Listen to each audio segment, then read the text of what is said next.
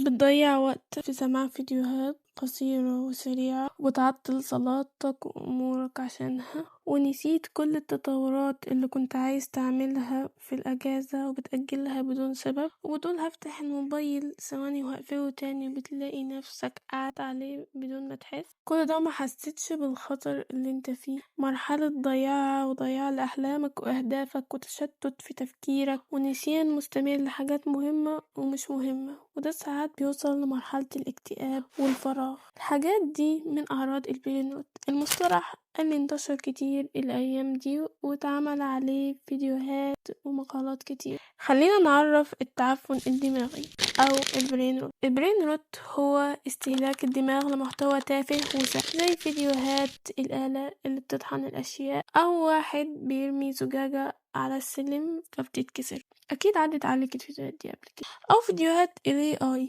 AI اللي معمول لقطط أو معمول لحاجات بتتكلم. الفيديوهات السريعة والغير مفيدة دي بتأدي إن الدماغ بتوصل لحالة من الخمول في التفكير، وبتلاقي نفسك ما بقيتش بتفكر بعمق ومش قادر تركز في الفيديوهات اللي بتسمعها ولا حتى في كلام الناس اللي حواليك، لأنك بتكون حرفيا شبه إنك قاعد في عالم تاني، ودماغك بتقعد تفكر في أفكار كتير مش مرتبة، وبالتدريج بتفقد متعتك بالحياة وبيلازمك دايما شعور بالملل. البرين روت يبان حل مشكلته سهلة وواضحة جدا، وهو إن احنا نبطل السوشيال ميديا وسكرول على فيديوهات، بس الحل ده صعب ومحتاج صبر وتحمل، لأنك عشان تبطل عادة انت تعودت عليها وبقت حاجة شبه أساسية في يومك، وبتبدأ بيها يومك وبتنهي بيها يومك، محتاجة وقت.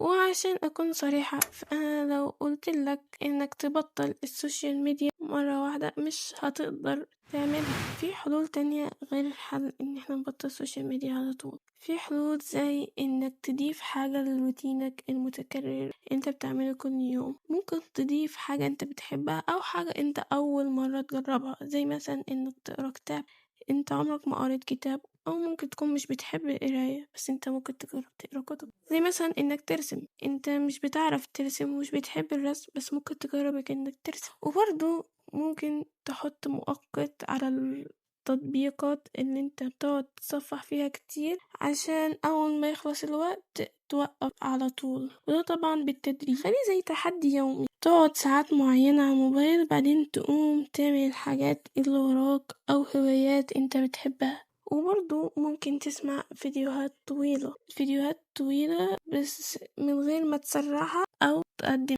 عشان يبدأ دماغك يتعود تاني على الفيديوهات الطويلة ويبدأ يصبر عشان ياخد المعلومة، بس بالتدريج. يعني ما تسمعش فيديو طويل أوي بس مفيد، لا، خليك تبدأ بفيديو طويل، ابدأ بفيديو طويل نسبيا. ممكن فيديو طويل هتحس بالملل وممكن أصلا تكون مش مركز في الفيديو. واسمع محتوى انت بتحبه، ابحث عن الحاجات اللي انت بتحبها، اكتشف حاجات ومواضيع انت عايز تبحث فيها زي التاريخ، الثقافات، الشعر، او اسمع لمحتوى مش لازم يكون مفيد في الاول، بس اسمع لمحتوى طويل بس بتكون انت بتحبه عشان تعرف تكمل الفيديو. الموضوع كله عبارة عن التدريب على الانجاز، تدريب الشعور انك انجزت حاجة مهمة غير التصفح عن النت والسكرول. وما تستهينش بأي وسيلة صغيرة بتعملها في حياتك، عشان أي حاجة صغيرة بتعملها في حياتك بتتحول بعدين لمنهج حياة وعادة للعقل وشخصية كاملة. انت اللي بتختار ازاي تبني عقل. وبس، ده كان الفيديو بتاعنا النهاردة وموضوعه، وأتمنى يكون مفيد ليكم، وأشوفكم في فيديو جديد وموضوع جديد.